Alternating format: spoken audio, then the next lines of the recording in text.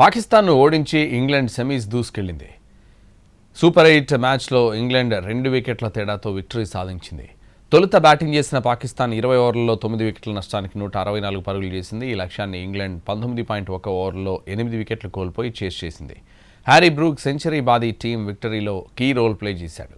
ఓపెనర్లు Phil Salt, Jose బట్లర్తో పాటు Jacob Bethell, Tom Banton వరుసగా పెవిలియన్కు క్యూ కట్టారు. దీంతో కష్టాల్లో పడిన ఇంగ్లాండ్ను బ్రూక్ ఆదుకుని విజయం దిశగా నడిపించాడు.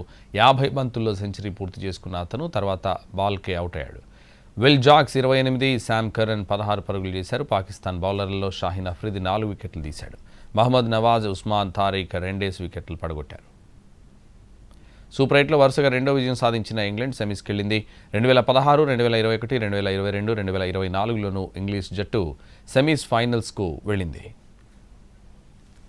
దీంతో టీ20 ప్రపంచ కప్ చరిత్రలో వరుసగా 5 ఎడిషన్లలో సెమీస్కు చేరిన తొలి టీమ్గా ఇంగ్లాండ్ రికార్డ్ క్రియేట్ చేసింది.